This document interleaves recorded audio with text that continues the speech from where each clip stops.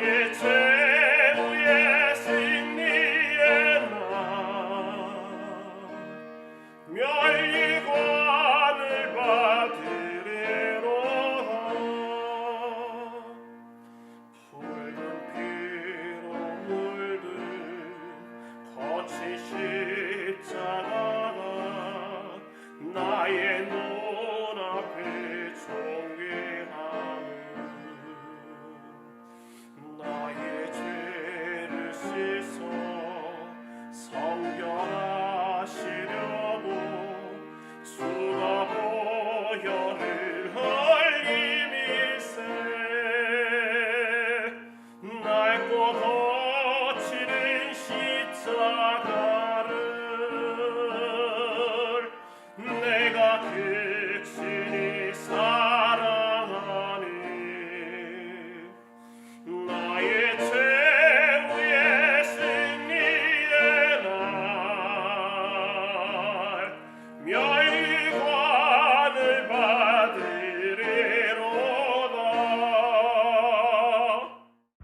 아버지 하나님 감사합니다.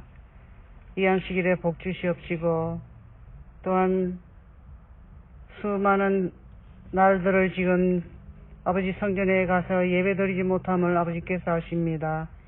속히 이 보이지 않는 이 질병을 속히 퇴치하여 주셔서 서로 얼굴을 맞대며 웃는 얼굴로 예배 돌릴 수 있는 귀한 의뢰 속에 살게 속히 제거하여 주시옵소서. 아버지 또 이 나라를 이끌어갈 지도자를 지금 뽑으려고 합니다. 아버지께서 준비해 놓은 좋은 지도자를 선택하여 주셔서 이 나라가 평화롭고 또 주님 예배드리는 데에 부족함이 없는 그런 나라가 될 수 있도록 이끌을 지도자를 허락하여 주시옵소서. 아버지 또 각 가정에 함께 하셔서 비록 성전에서 예배드리지는 못하지만 각 가정에서 있는 곳에서 예배드릴 때에 성령님 함께 하시옵기를 간절히 원합니다. 또한 아버지 건강이 좋지 않은 많은 성도들 있습니다. 함께 하여 주시옵시고 건강에 복을 주셔서 아버지께 영광 돌릴 수 있는 귀한 은혜 속에 살게 축복하여 주시옵소서.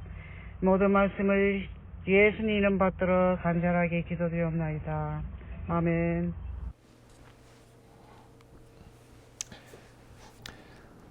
오늘 말씀 제목 밑에서 본 십자가입니다.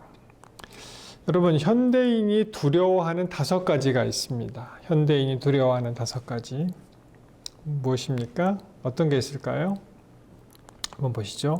실패, 죽음, 거절, 고독, 고통. 이렇게 이제 현대인이 5가지를 두려워한다고 하는데요. 사실 이러한 것을 한 번도 겪지 않은 사람이 사실 없죠. 한 번도 실패하지 않은 사람이 없고요. 우리 주위에서 뭐 가깝게 멀게 또 그런 죽음의 소식이 들립니다. 거절당해 보신 경험이 있으실 겁니다. 그리고 lonely, 고독하다. 특별히 이제 우울증에 빠지게 되죠. 그리고 고통을 또 한 번도 겪지 못하신 분이 한 분도 아마 없을 것입니다. 그런데 이러한 것이 모두 합치면 이것이 하나의 사건으로 귀결이 되는데 그것이 바로 십자가입니다. 십자가에서는 이러한 실패와 죽음과 거절과 고독과 고통이 다 아우러져서 이 사건 하나만 보더라도 예수님께서 어떠한 일을 어떻게 보내셨는지, 우리가 이러한 실패, 죽음, 거절, 고독, 고통이 없이 이 세상을 살 수가 없기 때문에 우리 그리스도도 이러한 모든 것을 다 극복하신 그리스도가 우리의 진정한 구세주가 되실 수 있다는 것입니다. 이것이 십자가의 신비죠. 십자가의 역설입니다. 왜냐하면 가장 비참한 실패의 자리에서 하나님께서는 가장 고귀한 승리의 영광의 자리로 자리매김을 하셨다는 것입니다. 그래서 다시 한번 말씀드린다만 이러한 것을 경험하신 구세주야말로 우리의 진정 인류의 구세주가 되신다고 할 수가 있습니다. 아까 읽었던 말씀을 한번 또 같이 세세히 한번 살펴보겠습니다. 자, 제6시로부터 온 땅에 어둠이 임하였죠. 그래서 이제 유대인의 그 시간 관념이 해 뜨는 시간부터 이제 0시로부터 생각해서 이제 하나, 둘, 셋 이렇게 나간다면 보통 대략 한 6시에 해가 뜬다고 치면은 6시면은 12시가 됩니다. 그래서 성경에 나오는 이 시간에다 이제 보통 6을 더하죠. 6시로부터 온 땅에 어둠이 임하여서 9시까지, 9시면 이제 3시가 되는 것이죠. 그때가 뭐 어두워질 시간은 아니죠. 그러니까 이때 굉장한 그러한 기이한 어떠한 초자연적인 현상이 일어났던 것은 부인할 수가 없습니다. 자, 46절에 보시면은 제9시 즈음에 오후 이제 3시쯤 되었을 때 예수께서 이제 소리를 질러 이렇게 말씀하시죠. 엘리 엘리 라마 사박다니. 예수님 이제 이 소리를 하시고 그리고 이 성경에서 굳이 이렇게 번역까지 해 주셨죠. 곧 나의 하나님 나의 하나님 어찌하여 나를 버리셨나이까 하는 뜻이라. 그렇죠? My God, why have you forsaken me? 그래서 이제 철저히 하나님과 이제 분리되는 그런 경험을 예수님께 하셨는데 이것을 그 엘리 엘리 라마 사박다니 이것을 그 영어로는 The Cry of Deleriction이라고 이야기를 합니다. 근데 사실 이 Deleriction이라는 단어는요, 이게 직무유기 이런 뜻입니다. 직무태만. 그래서 이제 직무유기의 외침이라기보다는 여기서 Deleriction은 이 버림받은 것에 대한 그 외침이죠. abandoning, 영어로 표현하면 abandoning에 관한 그런 이야기입니다. 그래서 이것을 일컬어서 켈빈은 일찍이 뭐라고 얘기했냐면은 The horrible torments of a condemned and lost man. 저주받고 잃어버린 바 된 사람의 끔찍한 고통이다. 이렇게 표현을 하였습니다. 여러분이 예수님이 정말 절규하듯 나의 하나님 어찌하여 나를 버리셨나이까 여기에 대한 그 고통의 절규는 어떠한 의미가 있을까요? 참 우리에게는 이 시대의 소망이라는 귀한 책이 있죠. 그것을 빌려서 잠시 말씀드리면 여러분 예수님이 그분을 억누르고 있는 것은 죽음의 공포는 아닙니다. 자, 보십시오. 그분을 억누르고 있는 것은 죽음의 공포가 아니었다. 보통 우리가 모든 인간들은 죽음의 공포를 느끼지 않습니까? 예수님은 그런 공포는 아니었고요. 그분에게 말할 수 없는 고민을 자아내게 한 것은 십자가의 고통과 치욕이 아니었다. 그 십자가에서 육신적인 그런 고통을 당하셨지만 그 고통은 아무것도 아니라는 거죠. 그가 당한 그 치욕, 이 벌거벗은 그런 치욕, 모든 사람이 조롱하고 모욕하고 멸시하는 그런 치욕도 그분이 당한 그런 어떤 고통이나 고민이 아니었고요.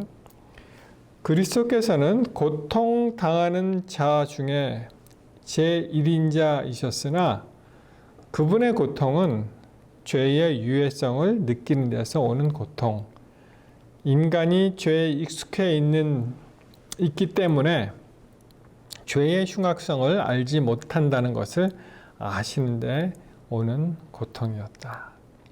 예수님과 같이 그러한 극심한 고통을 당하신 분이 없죠. 그분은 아무 잘못도 없이 십자가에서 이제 고난을 받으셨는데 그 고통은 이 죄에 관한 그런 끔찍한 그런 고통이었습니다. 죄의 유해성. 그런데 이 유해성에 대해서 사람들이 몰라요. 별로 생각을 하지 않습니다. 그냥 지나가 버립니다. 거기에서 그 안타까운 마음에서 우러나오는 고통이 예수님께서 당하신 고통이었습니다. 죄가 인간의 마음속에 너무나 깊이 자리 잡고 있다는 것과 죄의 권세를 깨트리고 나오려는 사람은 너무 적다는 것을 그리스도께서는 아셨다. 그러니까 굉장히 이제 영적인 이 정신적인 고통이죠. 그분은 하나님의 도움 없이는 인간이 멸망당할 수밖에 없다는 것을 아셨고, 수많은 사람들이 많은 도움을 받을 수 있는 위치에 있으면서도 죽어가고 있는 것을 보셨다. 그러한 죄에 대한 그런 고통이 그분을 아주 힘들게 만든 그런 고통이었습니다.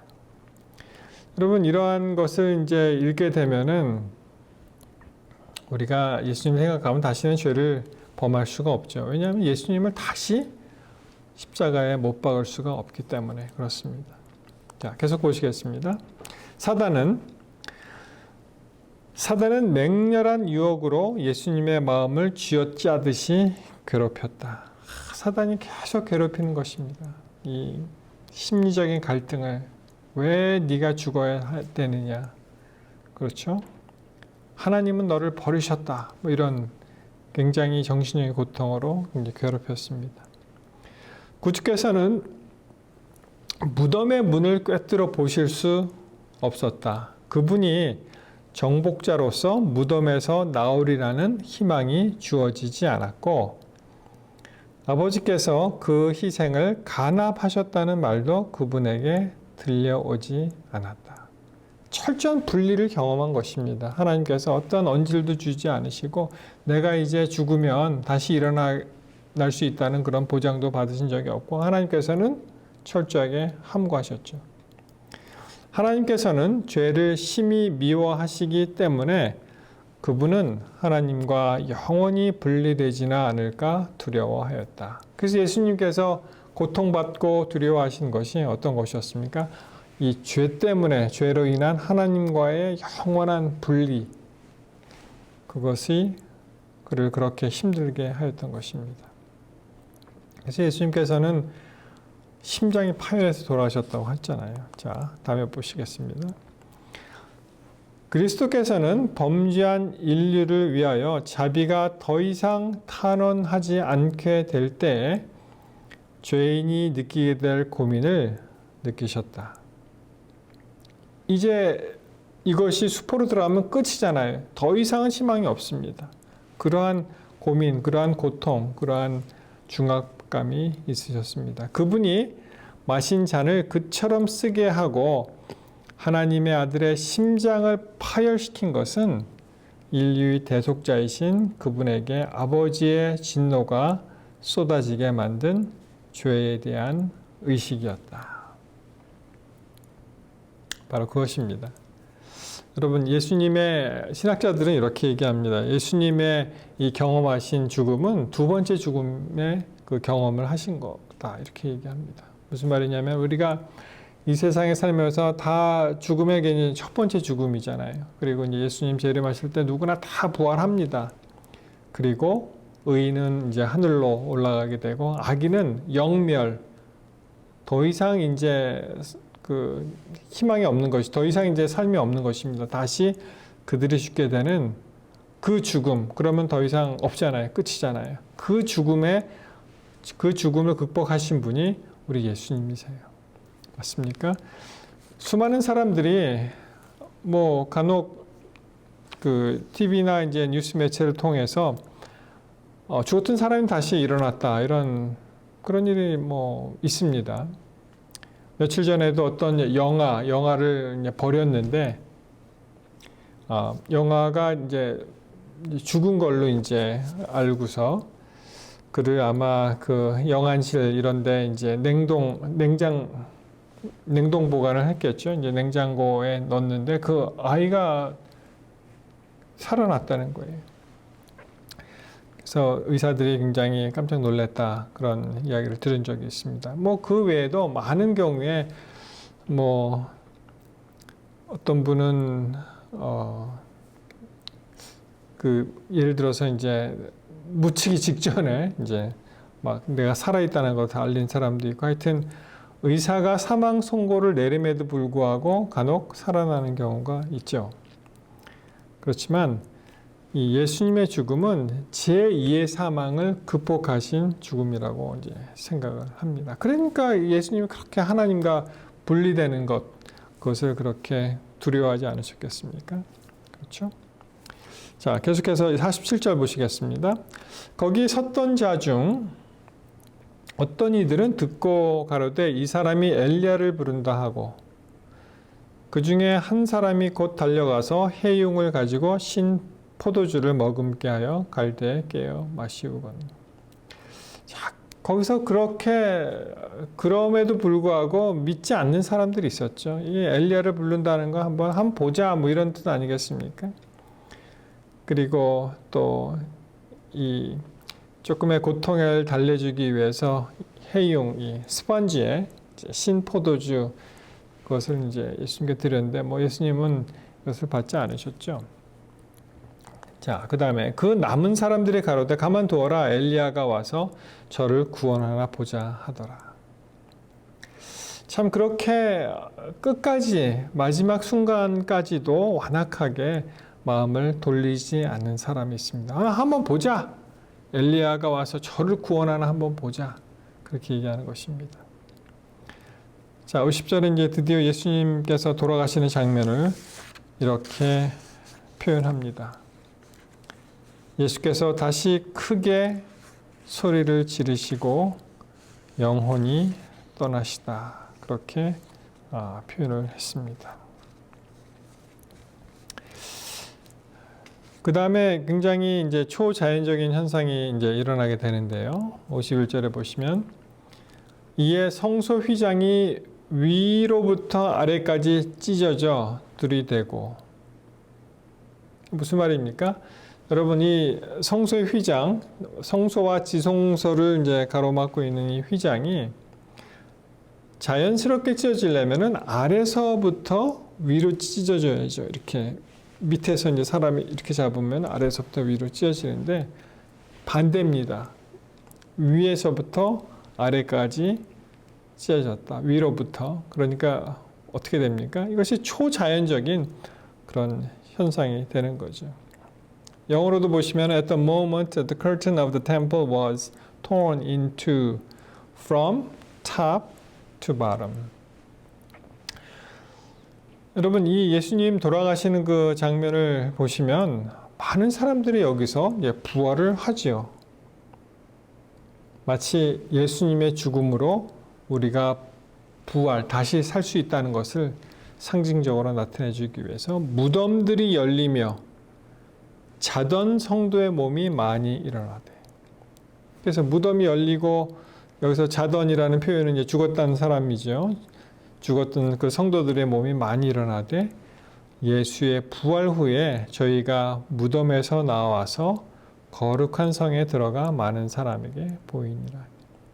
여러분 죽었던 사람이 다시 살아났으면 대단한 거 아닙니까? 무덤이 열렸다는 것. 그래서 이 예루살렘 성에 들어와서 많은 사람이 보였기 때문에 사실은 이 기적과 같은 이런 일을 통해서도 그들이 이 마음을 돌이킬 수 있었지만 그들이 돌아오지 않았습니다. 여러분 한번 우리 인생을 살펴보면은 한번 믿기 싫으면은 뭐 무슨 수를 써서라도 안 믿습니다. 그렇죠? 뭐 그럴 수도 있지. 그러면 안 믿습니다. 이 굉장한 사건인데도 불구하고 어떻게 됐습니까? 그들이 안 믿었죠. 예수님이 예수님에게 이제 돌아오게 하려고 사실은 이러한 초자연적인 현상들이 일어난 것이죠. 그것이 어떤 도움이 이제 되겠죠. 사실 마음이 완악해지면은 이런 참 초자연적인 현상에서도 도움을 받지 못하는 것 같습니다. 그런데 여기 특별한 사람이 한 사람 등장을 하죠. 54절에 보시면은 백부장과 및 함께 예수를 지키던 자들이 지진과 그 되는 일들을 보고 심히 두려워하여 가로되 어떤 고백을 했어요? 신앙 고백을 하죠. 이는 진실로 하나님의 아들이었다. 여러분, 수많은 군중들, 그 제자들, 따라다니던 사람들이 다 예수를 조롱하고 모욕하고 그를 거부했지만, 그를 불신했지만, 또 그를 메시아로 받아들이지 않았지만, 여기 이방인이 정말 이러한 모든 일을, 이 초자연적인 사건 일어나고요. 그리고 예수님께서 그 외친 the cry of dereliction, 그렇죠? 그런 말씀을 이제 듣고 그가 어떻게 느꼈습니까? 아, 정말 이 되는 일을 다 보니까 어때요? 저 사람은 정말 하나님의 아들이었다. Surely he was the son of God. 여러분, 예수님은요, 하나님의 아들이라는 공격으로 참 어떻게 보면 좀 시달리신 것 같아요. 이 공생애 시작하실 때부터 사단이 뭐라고 얘기했습니까? 내가 만일 하나님의 아들이거든, 그렇죠? 명하여 돌들이 변하여 떡덩이가 되게 하라. 그렇게 이제 막 공격을 하지 않았습니까? 그리고 여기도 보면은 십자가 상에서 뭐라고 했습니까? 그 사람이 하나님의 아들인가 아닌가 한번 보자. 그렇잖아요. 40절, 우리 지난번에 한번 살펴보았습니다. 27장 40절. 가로되 성전을 헐고 사흘에 짓는 자여, 내가 만일 하나님의 아들이었던 자기를 구원하고 십자가에서 내려오라. 그렇게 이제 막 공격한 사람들이 있었는데 어땠습니까? 이 백부장은 정말 진실로 저 사람이 하나님의 아들이었다라고 믿음의 고백을 합니다. 여러분이 백부장은 참 얼마나 많은 그러한 십자가 처형 장면을 목도하였겠습니까? 수많은 케이스를 보고 확실히 이분은 다르다라고 느끼게 되었겠죠. 이 백부장의 믿음, 성경의 백부장에 관해서 좋은 그런 이야기들이 많이 있죠. 우리가 마태복음 8장 8절에 보시면은 그 백부장의 그 하인, 그 얘기 기억나시죠? 백부장이 대답하여 가로되 주여 내 집에 들어오심을 나는 감당치 못하겠사오니 다만 말씀으로만 하옵소서. 그러면 내 하인이 낫겠사옵나이다. 이 하인이 참 아파서 이제 죽게 되었는데 예수님이 직접 가시겠다고 하니까 아니, 그렇게 하지 마시고 그냥 말씀으로 하시면은 낫겠다. 이렇게 이제 믿음을 보이죠. 예수님 칭찬하셨습니다. 10절에 보시면은 예수께서 들으시고 기이 여겨 좇는 자들에게 이르시되 내가 진실로 너희에게 이르노니 이스라엘 중 아무에게도 이러한 믿음을 만나보지 못하였노라. 무슨 말입니까? 이스라엘도 없는 믿음이 이 백부장 이방인을 통해서 나타냈다는 거죠. 또 그 사도행전 10장 1절에 보시면 고넬료라는 그 백부장의 이야기 기억하시죠? 이 가이사랴에 이제 고넬료라 하는 사람이 있었는데 이 사람이 어떤 사람이었습니까? 이달리아 대라 하는 군대의 백부장이다. 이방인이죠. 그가 경건하여 온 집으로 더불어 하나님을 경외하며 백성을 많이 구제하고 하나님께 항상 기도하더라. 그렇게 얘기합니다. 참 이스라엘 백성들을 부끄럽게 하는 이방인들의 그 믿음의 사람이었습니다. 이 같은 장면을 마가복음에 보시면 이렇게 표현을 합니다. 예수를 향하여 섰던 백부장이 그렇게 운명하심을 보고 가로되 이 사람은 진실로 하나님의 아들이었다. 참 그 수많은 사람들, 예수님을 조롱하고 모욕하고 기롱했던 모든 사람들과 대조적으로 이 이방인 백부장이 하나님의 아들이라는 것을 여기서 믿음으로 고백을 합니다. 여러분, 지난 시간에 그 십자가의 그 한편 강도가 마지막 순간에 예수님을 통해서 구원을 받아들이죠. 구원을 받습니다. 이번에는 예수님이 삶을 마치시는 이 마지막 순간에 예수님을 보고 하나님의 아들이라고 고백한 백부장의 이러한 신앙 고백이 나옵니다. 또 누가복음에 보시면 조금 이제 다르게 표현되어 있는데요. 백부장이 그 된 일을 보고 하나님께 영광을 돌렸다 이렇게 말씀하셨고요. 이 사람이 정녕 의인이었다 그렇게 얘기를 했습니다. 그렇죠? The centurion seeing what had happened and praised God and said, "Surely this man was a righteous man." 저는 이러한 그 백부장의 믿음을 보면서 참 이 전도라는 것이 말로 하는 전도가 있고 우리의 신앙의 모습으로 보여주는 그런 전도가 있다고 생각을 했습니다. 우리가 물론 말로도 전도하고 참 좋은 말을 쓰고 용기를 북돋주는 말, 하나님을 소개하는 말을 해야 되겠지만 아무 말을 안 해도 사람들이 다 압니다. 그렇지 않습니까? 그래서 그 사람이 어떠한 삶을 살아가는지, 그리스도를 사랑하는 삶을 사는지, 감사하는 삶을 사는지, 나누어주는 삶을 사는지, 기쁨의 삶을 사는지, 도와주는 삶을 사는지 이런 것을 통해서 이제 전도가 될 수 있다는 것입니다. 예수님이 굳이 이 백부장에게 나를 믿고 구원을 받으라라고 말씀은 안 하셨지만 어떻게 됐습니까? 그가 이 모든 것을 보고 예수님을 인정하는 그러한 발언을 한 것과 같이 우리들도 사실 이 세상에서 살면서 많은 경우에 우리의 삶을 보면서 저 사람은 뭔가 다르다. 저렇게 다르게 된 것은 무슨 비밀이 있는가? 뭐가 다른가? 라고 좋은 감화를 끼치게 된다면 정말 하나님 앞에서 우리는 기쁨의 그런 아들이 될 것입니다. 백부장이 그 된 일을 보고 하나님께 영광을 돌렸다. 그래서 여러분 이 십자가의 그 역설이죠. 가장 힘든, 가장 비참한, 가장 패배, 가장 이 인생의 나락에 떨어졌을 때 그 반대로 하나님께서 영광을 받으시는 거예요. 우리가 생각할 때는 우리가 성공하고 항상 건강하고 하는 일이 뭐든지 잘 되고 자녀들이 잘 되고 해서 하나님께 영광을 돌린다.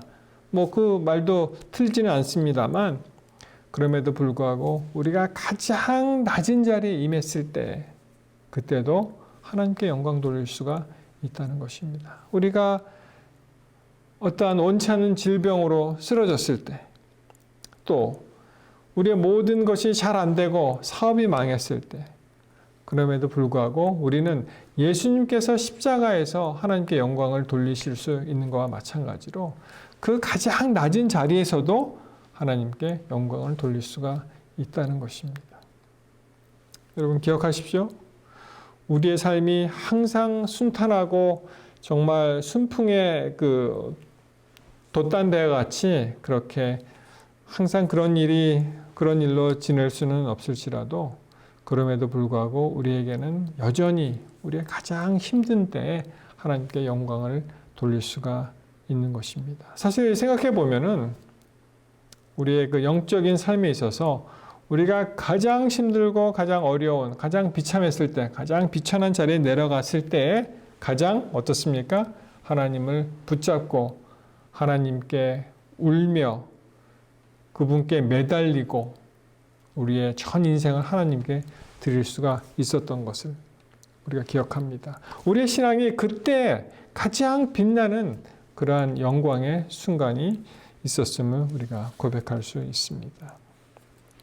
성도 여러분, 욥기 19장 25절 제가 좋아하는 말씀입니다. 이 욥기 19장에 보시면 계속 이러한 그 욥의 그 자기 상실의 이야기가 나오죠. 19장 13절에 보시면은 나의 형제들로 나를 멀리 떠나게 하시니 나를 아는 모든 사람이 내게 외인이 되었구나. 완전히 이방인이 됐고 이제 떨쳐버림을 받은 사람이 되었죠. 욥의 생애를 아시지 않습니까? 14절 내 친척은 나를 버리며 가까운 친구는 나를 잊었구나. 다 자기를 떠나갔습니다.